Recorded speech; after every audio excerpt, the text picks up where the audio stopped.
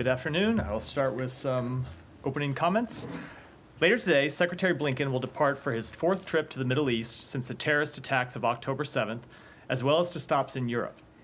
Over the course of the next week, the Secretary will visit Turkey, Greece, Jordan, Qatar, the United Arab Emirates, Saudi Arabia, Israel, the West Bank, and Egypt for meetings with foreign counterparts and others. The Secretary will focus on a number of critical issues on this trip. First, he will discuss immediate measures to increase substantially humanitarian assistance to Gaza. The United States has played a critical role in unlocking humanitarian assistance for the Palestinian people, but conditions remain extremely difficult. The Secretary will stress the imperative of expanding and sustaining safe access for humanitarian organizations to deliver food, water, medicine, as well as for commercial goods to enter all areas of Gaza. Second, he will discuss with the government of Israel its ongoing military campaign against Hamas to ensure October 7th cannot be repeated, including plans to transition to the next phase of operations and the steps Israel can take to better protect civilians and how to enable Palestinians to return to their homes and neighborhoods as fighting curtails. He will also stress to the government of Israel the need to do more to lower tensions in the West Bank. Third, he will discuss ongoing efforts to bring home the remaining hostages, including the American citizens who are still unaccounted for. The Secretary has no higher priority than the safety and security of American citizens, and he will not rest as long as Americans, along with Israelis and citizens of many other countries, continue to be held captive. Fourth, he will focus on, as he has consistently since October 7th, preventing the conflict from expanding. He will discuss specific steps parties can take, including how they can use their influence with others in the region to avoid escalation. It is in no one's interest, not Israel's, not the region's, not the world's, for this conflict to spread beyond Gaza. As part of those discussions, he will raise the need to take steps to deter the Houthis' attacks on commercial shipping in the Red Sea.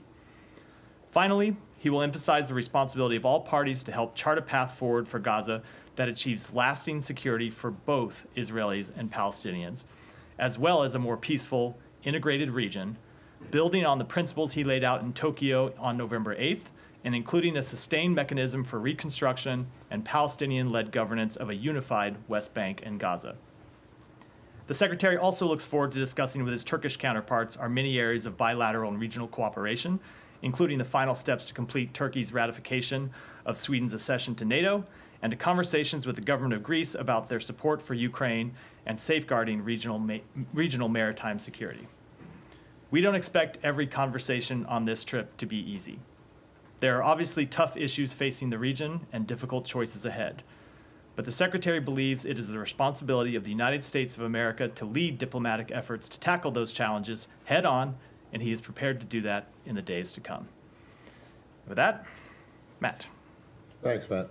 Can I just ask you, this is kind of a minor, a minor point, but so you went through this list of 4 or 5 priorities, but number 3, you said hostages.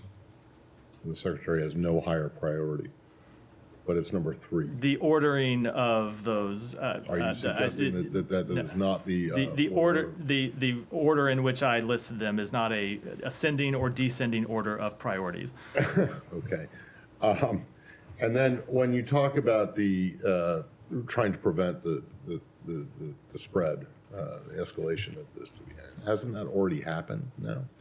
So we have obviously seen. I mean, you saw in the beginning of the conflict, you saw strikes start across the northern border that Israel shares with Lebanon. We have not seen those strikes increase to an even more dangerous level, as we were worried they would at some point, and we still run the risk of seeing take place, and we are trying very actively to avoid. We have not seen the conflict spread in to the extent that other countries have been brought into it, something that we have worked hard to avoid. Yes, we have seen the Houthis take dangerous actions in the Red Sea, and that's why you have seen us assemble a coalition, work with our allies and partners to make sure that to make clear that those attacks on commercial shipping are unacceptable. But I don't want to say that we are by any step out of the woods. This has been a top priority from the beginning, something the Secretary and the President recognized on October 7th, and you heard the President speak to it on October 7th, that one of the biggest dangers of this entire situation was that the conflict would spread and we would risk a region-wide conflagration. It's why it's been one of the major focuses of all of his trips and will continue to be a top priority.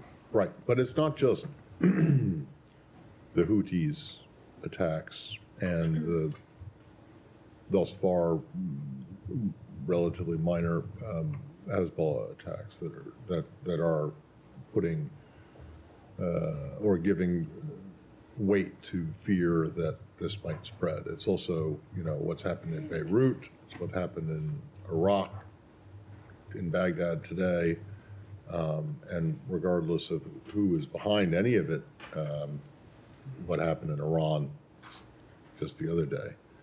So, is there not a concern that what you had potentially forestalled back in October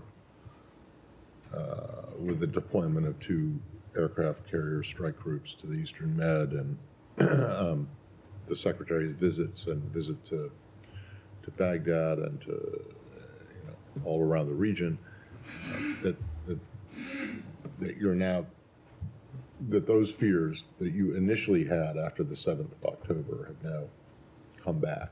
Is that... I wouldn't say they have come back. I would say the risk is real, the concern is high. It has always been real and the concern has always been high, and that's why the tempo of activity you have seen from this administration to try to lower the risk of widespread regional conflagration has also been high from the beginning. There have been a series of events since October 7th, any number of which raise the risk of further escalation and further conflict.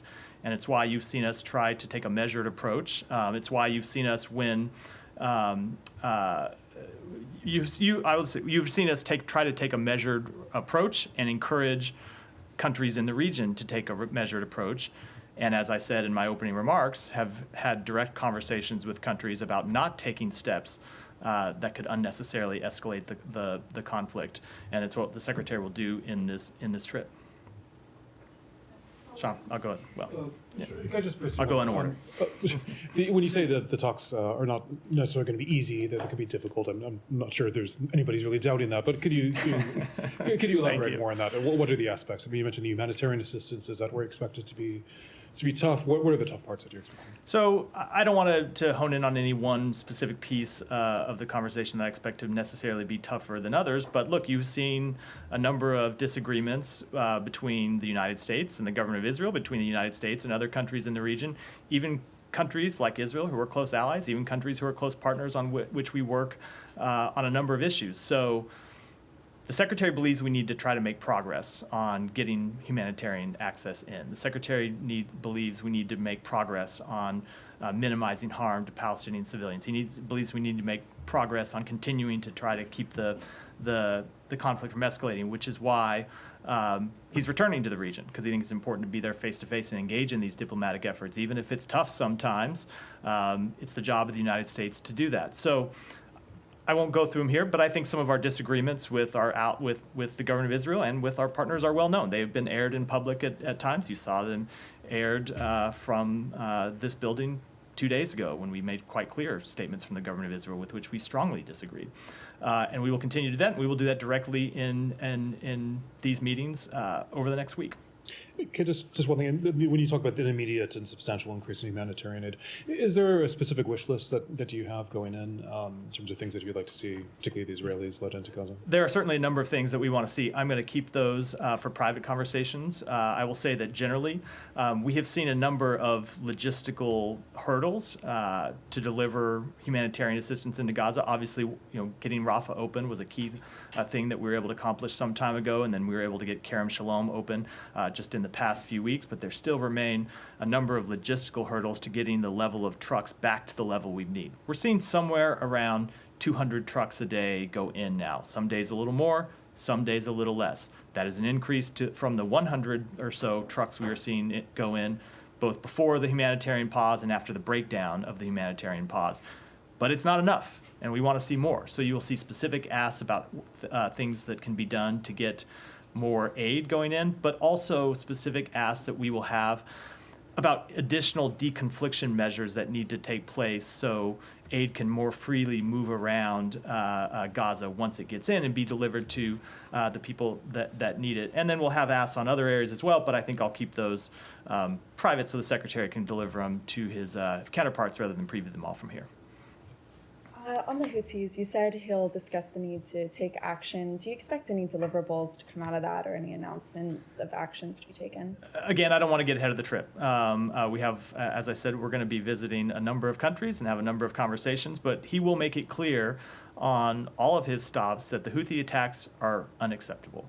And they threaten not just the commercial interest, the direct commercial interests that are involved, the ship and the crew, the ships and the crews on those ships, but also the regional economy and the world economy. When you see attacks on commercial shipping, a great deal of which goes through the Red Sea, and a great deal of which has been diverted now to longer and more costly routes.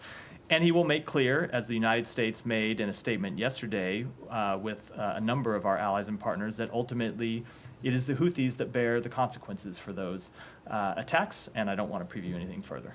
And then on what happens after the conflict, there's some reporting that Israeli defense officials want to initially hand local management of Gaza over to clans who are traditionally connected to specific cities and sectors, replacing Hamas with family groups. What's the U.S. view on this, and is that a plan you'd support? I'm not going to comment on that specific proposal, which I have seen just as a leaked report, so I don't think it's appropriate for me to comment on it here. I will say that what we support, what we have made clear that we want to see achieved long term, is reunited West Bank and Gaza under Palestinian-led governance. And that is what we're working to achieve. We recognize that there will, of course, need to be some transition period, but that's the vision you will see the Secretary advance in this trip over the coming week. Yeah. Matt, do you expect the conversations to be substantively different with the Israeli government on this trip versus the last 3 times, given these priorities seem to be rather in line with the priorities of the past? Our strategic priorities have remained the same since the outset, but we have different things that we are trying to accomplish on every trip. Even though our strategic priorities have changed, have remained the same. You've heard the Secretary say, you've heard me say, you've heard the President say that we want to see the conflict we want to keep the conflict from expanding. We want to get more humanitarian assistance in. The different steps that need to be taken to achieve those change over time because the nature of the conflict changes and the nature of the situation on the ground changes. So while our strategic goals don't change, the things that we are trying to accomplish always do. I will also say that you will see us pushing additional steps on what Gaza should look like at the end of the conflict. That doesn't mean I'm going to talk about all those publicly. It doesn't mean we're going to talk about all of them publicly at the end of the trip. But we have been working very hard in this building, throughout the administration, and quietly with allies and partners in the region and throughout the world on what the day after ought to look like. Those are going to be some of the toughest conversations, of course, but we're ready to go pursue them. Do you expect allies to be more receptive to these conversations now, given it's been several months? I mean, most of the Arab allies have said we don't want to discuss this until there's a path to. You know, I don't want to speak for any other country. I'll speak for the United States, and what I'll say is that we think it's important to engage in those conversations now. We think it's important to engage some of the planning now, and that's what we plan to do over what we plan to continue to do over the next week. And, you know, in past trips, the Secretary has come out of it saying Israel has agreed to certain steps that he wouldn't elaborate. Do you feel that Israel has upheld its agreement to fulfill those steps on curbing civilian casualties, for example? I mean, from the outside, it looks like that has not passed. We have seen them steps that they agreed to in our meetings. We've seen them take additional measures to deconflict sites, to make sure that civilian sites, or to try and ensure that civilian sites aren't targeted, to do more to allow Palestinians to move to safer areas inside Gaza. But the results continue to not match where the Israeli intentions are, and that's certainly something that we will talk about. And it's why, as I said in my opening comments, that one of the things the Secretary will discuss are steps that we think that should be taken to further increase protections for civilians. And then last one on the Houthis, how concerned are you that these ongoing attacks are going to undermine the truce between Saudi and the Houthis in Yemen? What kind of discussions are being had to try to preserve that? So we think that the ceasefire that is held in Yemen for some time was an important diplomatic achievement. It's something that we were that we thought it was important that the United States played a role in, and we continue to see it hold. But certainly the Houthi attacks are not helpful to to stability either in Yemen or anywhere in the region or in the world. So it's yet another reason why we'd encourage them to stop those attacks immediately. Olivia. I wanted to revisit some of the conversation that you had with Matt and Sean. As I'm sure you've seen, an Iraqi government spokesperson called the strike in Baghdad a flagrant violation of the sovereignty and security of Iraq and a dangerous escalation. So suffice it to say, the Iraqi government wasn't consulted beforehand and didn't greenlight a strike in Baghdad. So I'm not going to speak to strikes from this podium, as I seldom, if ever, do. I will reiterate, as I have before, that the United States is committed to taking action to protect our forces in Iraq and Syria by addressing the threats that they face, but I'm not going to speak to a specific strike from here. Okay, has there been any diplomatic engagement following the strike with the Iraqi government as to why it was taken? We engage in diplomatic conversations with the Iraqi government quite regularly, as I know you're aware. I don't want to speak to any specific diplomatic conversations that we may or may not have had about this specific action. I will say we have clearly communicated to the Iraqi government that our forces that are there at the invitation of the Iraqi government to help ensure the continuing defeat of ISIS. And the Iraqi government has the responsibility to do what it can to take action against any actors that threaten U.S. personnel. But, and we have said this consistently from the outset, and we've said it privately and we've said it publicly, that we will not hesitate to take the necessary actions to protect our forces when it is in our interest and when it is in our interest to do so. So apart from the private diplomatic discussions, do you have a public response to this accusation of violations of sovereignty and a dangerous escalation? I don't. As I said, I'm not going to comment on a specific strike here. I would refer to my colleagues at the Pentagon for that. Okay, but just broadly, I mean, how, as you were discussing, how does this bolster these consistent American appeals for containing the conflict to Gaza and preventing that broader regionalization? Well, I would answer that by saying, obviously, we want to prevent the conflict from spreading, but part of that means that people need to stop taking strikes against our soldiers. And if they take strikes against our soldiers, we're going to do what we need to protect ourselves, as any country would do.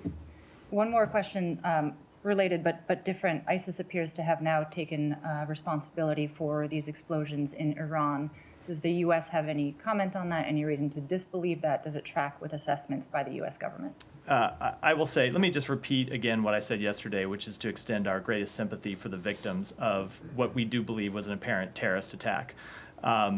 Based on all the information available, it's clear to us that this was a terrorist attack. We've seen the reports that ISIS has taken responsibility for it. I will say I'm not ready to offer a formal assessment from this podium at this time when it comes to responsibility, but this attack does bear all the hallmarks of an ISIS attack. Thank you. Can I speak to that briefly? Yeah.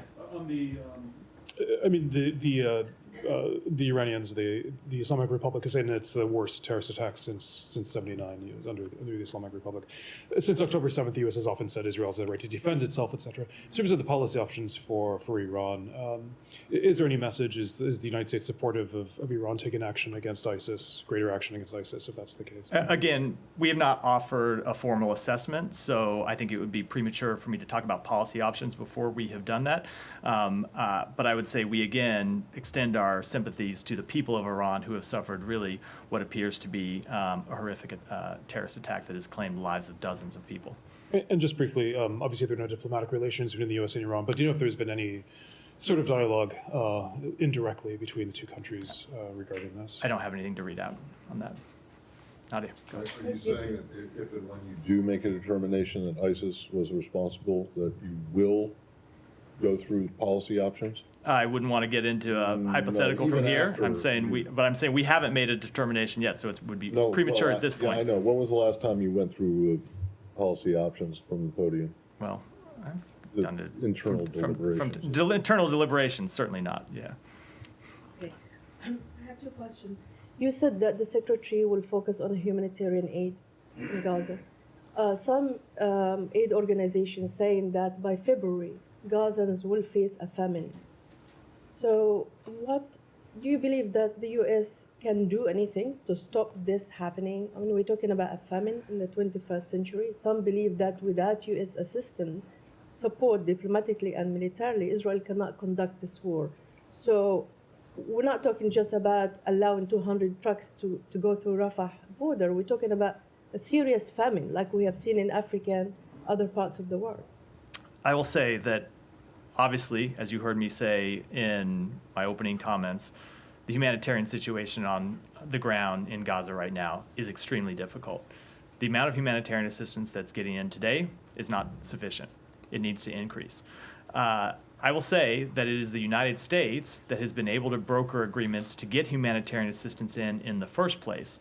So despite the fact that what's getting in isn't sufficient to the needs right now, it is the United States that got anything in the first place, and the fact that it's not at the level it's at is why we are going back and why we are continuing to engage, not just at the secretarial level, but remember we have our special envoy, David Satterfield, who is there on the ground all the time. And I can tell you, when you look at the work that he does, as those of us inside the department do, it is engaged in near hourly conversations with the government of Israel, with the government of Egypt, with other governments in the region, trying to unlock some of these logistical barriers and find ways to get increased humanitarian assistance in. Because we know the situation on the ground. We see it.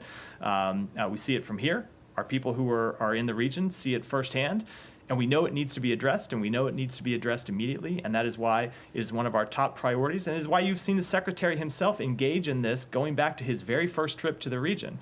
I'll remind you that it was the Secretary that spent hours negotiating with the government of Israel to get trucks in the first place.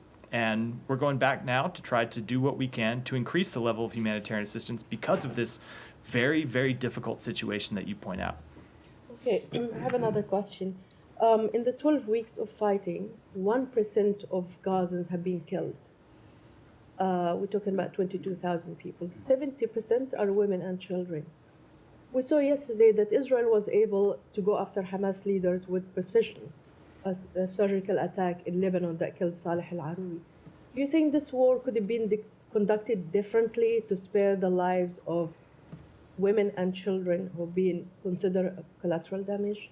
I will say that, first of all, I would agree that far too many civilians have been killed in this conflict. You've heard me say that. You've heard the Secretary say that. You've heard the President speak to this. I would also agree that there are additional things that Israel could do to protect civilian lives. And we have had very direct, very candid conversations with them about that. You've seen us make some of those additional steps that we think they should take. We've made those public. And there are other things that we have raised privately that we think they can do and that they should do. And we have seen them take a number of steps to try to minimize civilian life. And we will encourage them to continue to do more. But I will come back to the fact that this is a difficult situation precisely because Hamas does continue to hide behind civilians and embed itself in apartment buildings and in hospitals and schools, which makes this military campaign very difficult to conduct, none of which is to any way lessen the burden that's on Israel. It has a burden to do everything it can to protect civilian casualties, and we continue to have conversations with them about how they can best do that. Thank you, Matt. Quick follow-up on that, and I have Ukraine-related questions. At what percentage does the Secretary believe that Hamas has already been defeated by now and is ready or willing to surrender? I wouldn't want to put a percentage on it from here. Israel has said that they have killed a number of Hamas fighters. They've killed, I don't know their latest assessment of how many thousand they've killed, as well as a certain level of the leadership. But obviously the campaign goes on. There are a number of the top leadership who have not been, who continue to operate and continue to plan terrorist attacks from Gaza. So I will leave it to the Israelis to assess where they are in their battlefield objectives. Also, do you expect the Secretary to discuss establishing potential interim government to take over, either run by Egypt or other countries? I don't want to preview specific conversations that he will have here, but I will say that generally we will discuss the need for a combined governance that unites the West Bank and Gaza under Palestinian leadership. But what the specifics look like, I will keep for private diplomatic Thank you. conversations. Let's discuss Ukraine a little bit. How long will the latest package that you guys have sent already in December will give operations until they run out of funding again? I will let Ukraine speak to that because that pertains to, and my colleagues at the Pentagon may have some additional insight to offer on this, but ultimately that's a question to Ukraine speak to because it goes to their rate of expenditure and other really military questions. But I will say that we do need Congress to act. We are out of funding here. We know that we need to continue to support Ukraine. They rely on this assistance. They rely on it to continue to fight what is a brutal Russian assault that continues, even over that continues every day.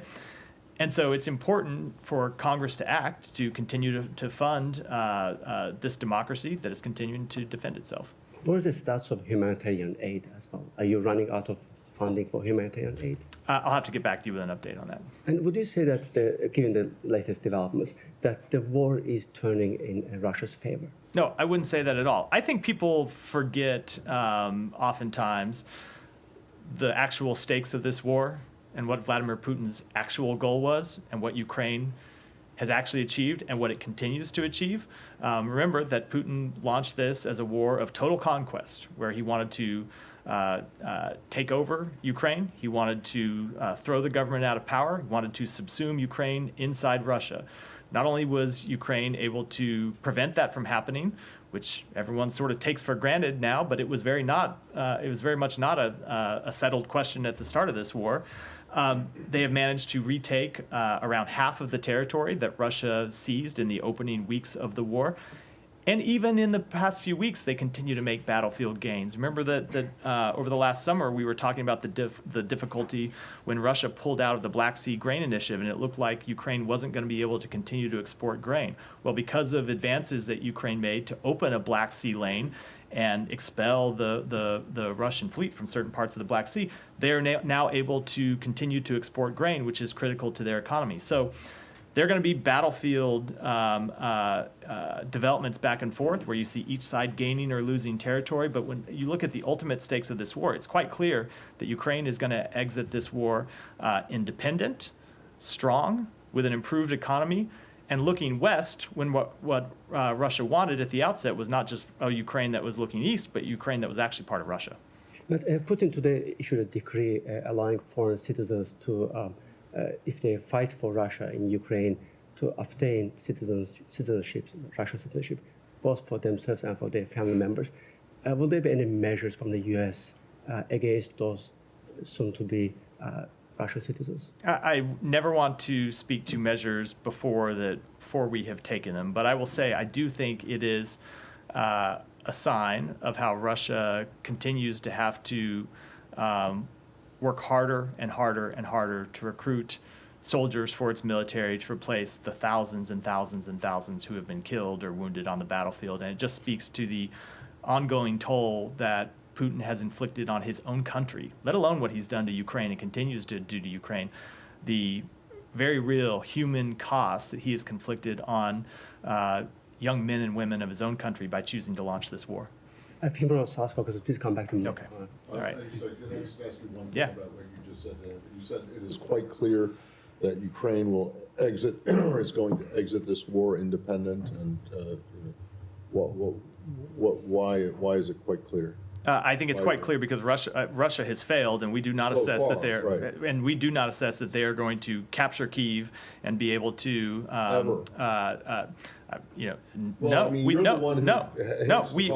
Hypotheticals. We see that. Why? It's funny. It's good. No, we see a Ukraine. We see a Ukraine Ukraine that is able to stand on its own feet and has built its economy and has built its military. Look, the battlefield situation will be very tough without additional support for the U.S. and we think we need to continue to support them, and we think Congress will ultimately be there, but the stakes are very real. But no, ultimately we do believe that Putin not only has not, but will not achieve his ultimate goals. I get that's the assessment of what has happened from the beginning of the war until now, but you made it. No, but I just said right now that he will not be able to achieve his ultimate goal, which is to subjugate all of Ukraine into Russia.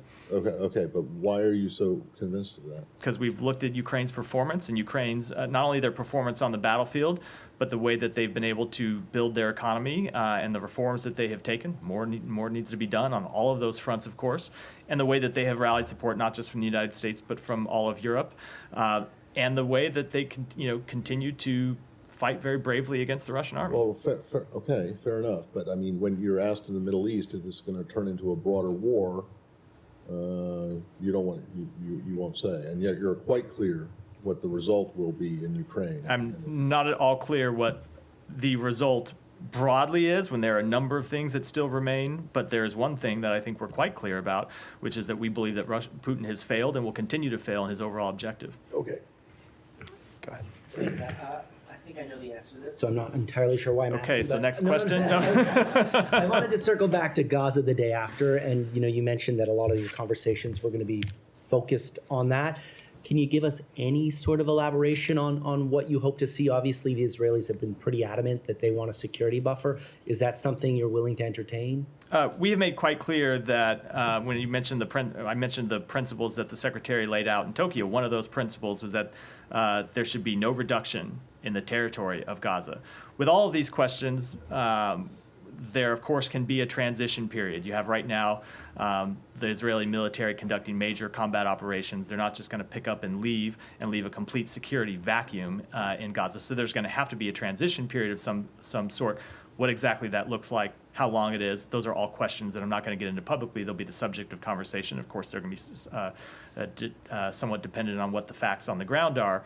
So I won't articulate anything further than the principles that we have already laid out, but you will see us engage in principles about in discussions about some of the hard choices that need to be made to get to what we support, what a number of countries in the region support, which is ultimately the establishment of an independent Palestinian state. Would you like to see a multinational transitional kind of governance? I just think it's too early for me to talk about that publicly. Thank you, sir. The Election Commission of Pakistan has rejected the nomination papers of former Prime Minister Imran Khan. Now he won't be able to contest the elections. How do you assess the situation when you call for free and fair elections? So I would say that Pakistan's future leadership is for the Pakistani people to decide. Our interest, as you've heard me say before, is in the democratic process. We want to see free and fair elections, which are conducted in accordance with Pakistan's laws. And we don't support one candidate or party over another in Pakistan or anywhere else in the world. So in his latest article, former Prime Minister Imran Khan once again came up with the accusation. I know we talked about this many times, but the new accusation in that article is that United States wanted to establish military bases in Pakistan, which he refused. That's another reason U.S. government was angry.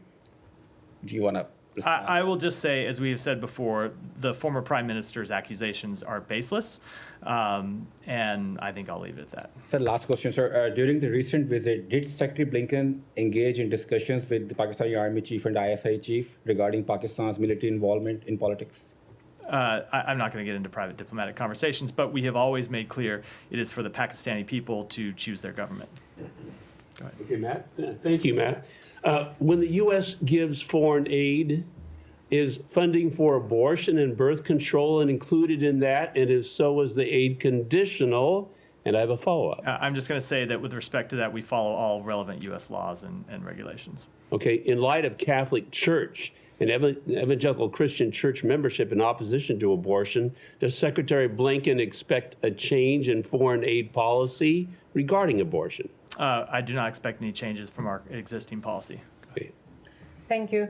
The U.S. has been fighting against ISIS for years now, and there is irreconcilability with some of the allies over how the U.S. does that, especially in Syria. How is that ISIS is still strong enough to carry out such a terrorist attack?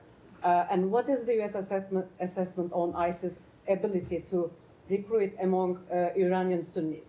So I will say that ISIS has obviously been significantly degraded from its peak, but it continues to be a concern of ours that it would have the ability to regenerate and regrow and expand. It's why you have seen U.S. forces maintain a presence in Iraq at the invitation of the government of Iraq, as well as in Syria, exactly to counter this very problem that ISIS continues to exist and wants to continue to carry out terrorist attacks around the world. So I'm not going to make any assessments other than to say that it is important that we keep our eye on the ball and not lose sight of the fact that ISIS remains a brutal terrorist organization that needs to be countered.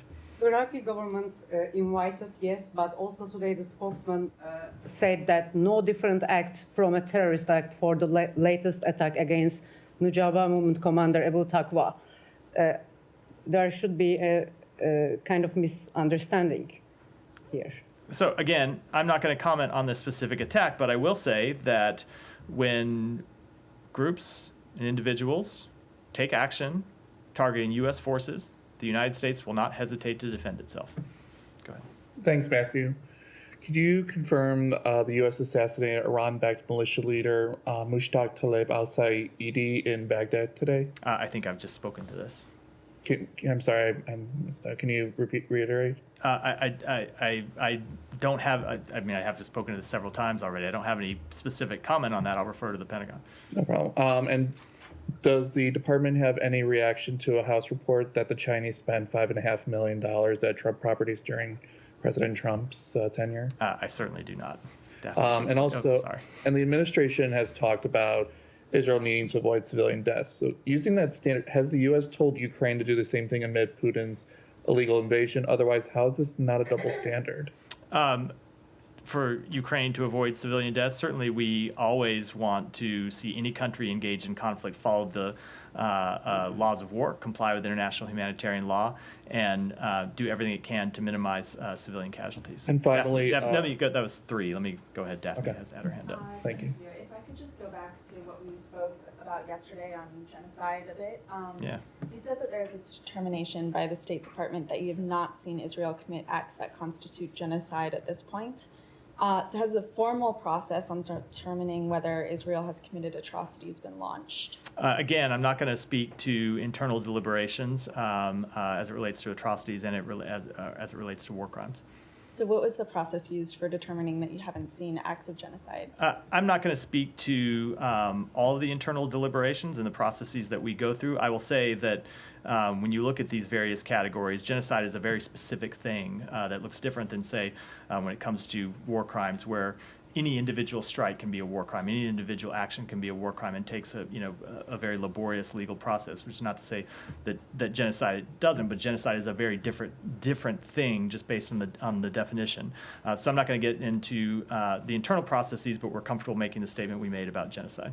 I know you said you were collecting information when it comes to atrocities, but has a process been launched when it comes to war crimes or crimes against humanity? Again, we are collecting information, as we always do, but I'm not going to speak to beyond that. Just on the ICJ case, the South African petition to the ICJ, are you guys planning to weigh in on that at all in any kind of formal way? I don't know what their procedure is, but I would say I don't know that.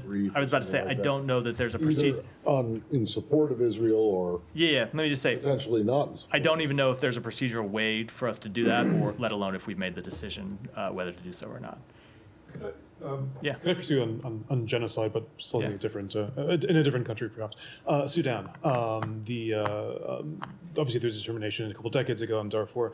The Secretary has spoken about atrocities there. Is there a determination or any sort of process whether genocide is ongoing in Darfur? Let me take that back and get you an answer. Can I just pursue one thing? The RSF leader, Doug Lowe, is doing a tour in Africa. I think he's going to South Africa now. He's in other parts of the continent, Kenya. Does the U.S. have any stance on that, whether he should, what type of dialogue should be, or whether he should be received at all? I'm not going to comment on that specifically, other than that we would say, hopefully, any foreign leader who engages in a conversation with either a member of the leadership of the RSF or the membership of the leadership of the SAF should send a very clear message that there's no acceptable military solution to the conflict in Sudan, that we want to see both parties return to the negotiating table, that we want to see a ceasefire that is actually adhered to, and we want to see both parties to this conflict stop their brutal attacks on civilians and actually take actions that are in the interests of the people of Sudan.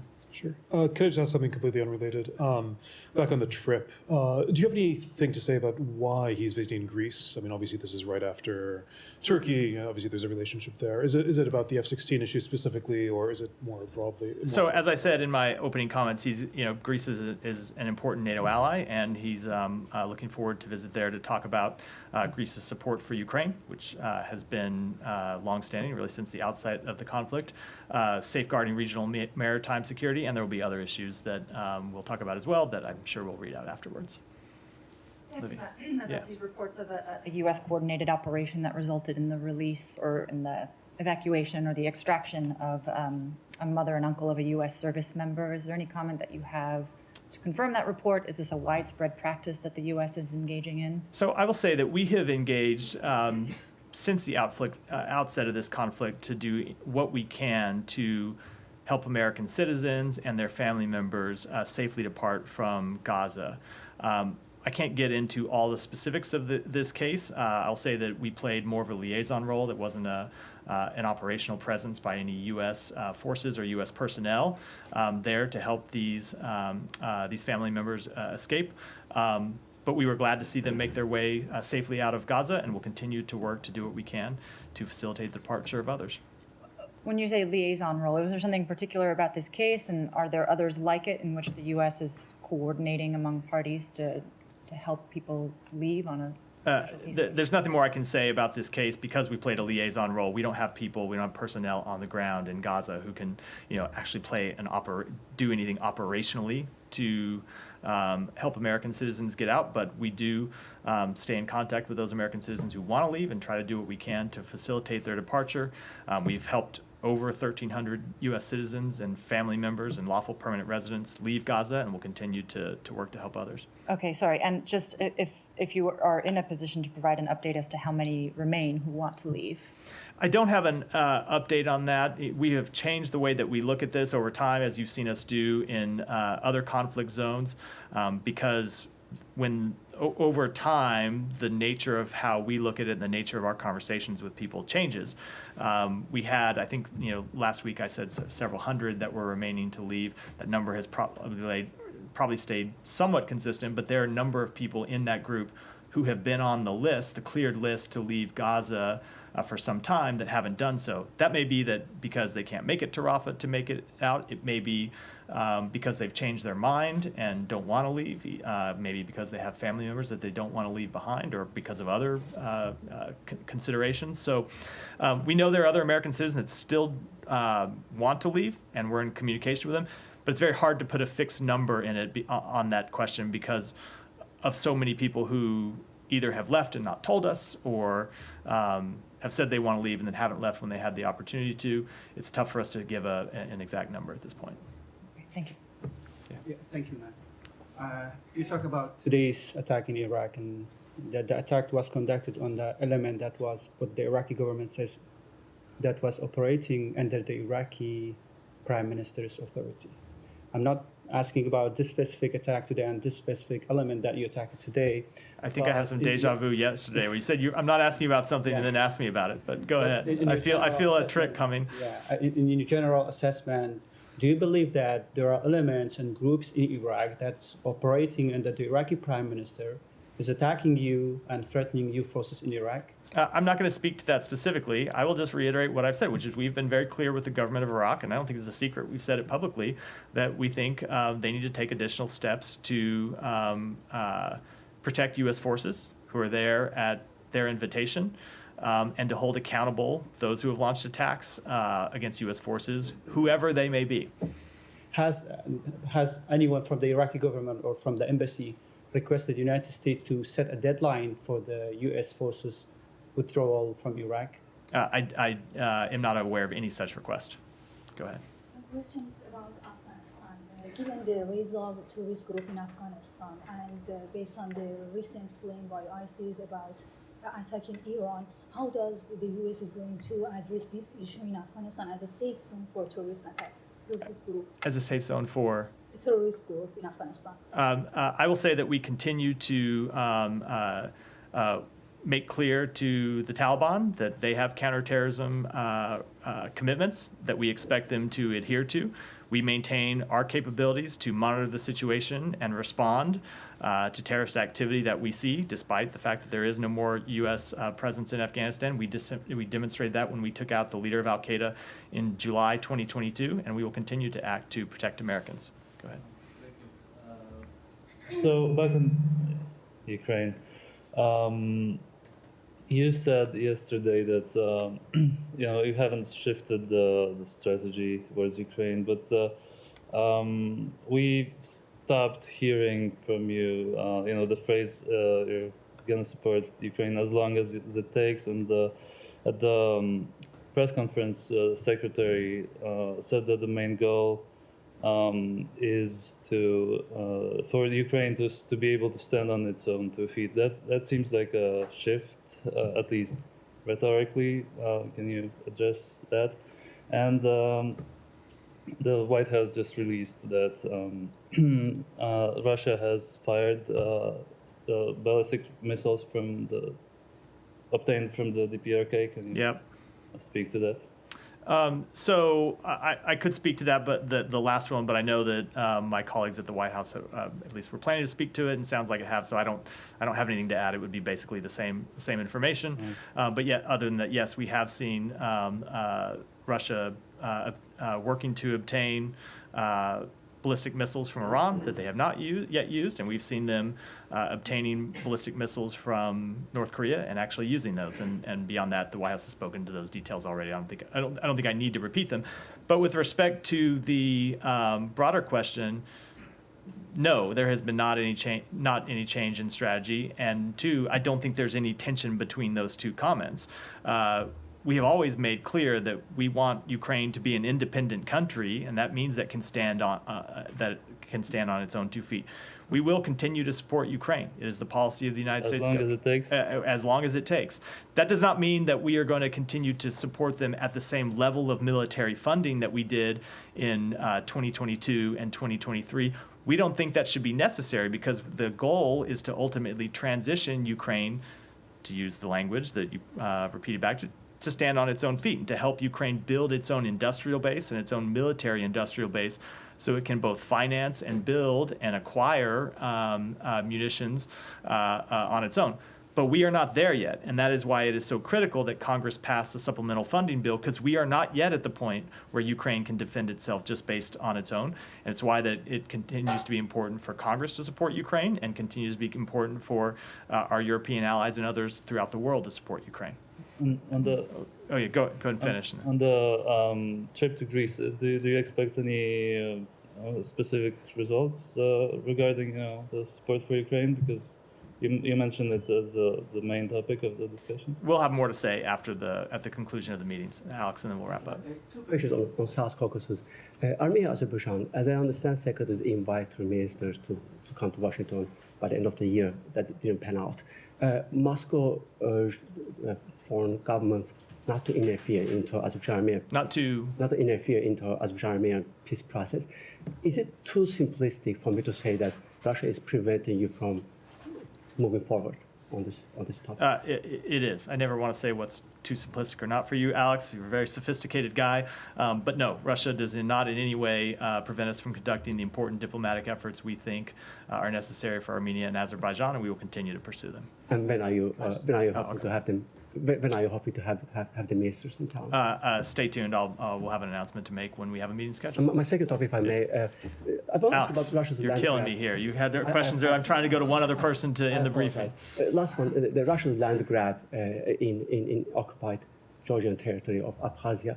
The U.S. condemned the effort, but is it reversible? Is there anything else you could do legally, militarily, to help Georgia to get that land back? We will continue to be focused on this matter, but I wouldn't want to preview any specific steps. Ryan, go ahead. Follow up quickly on the question earlier about the Pakistani election. Yeah. You said it is for the Pakistani people to choose their government.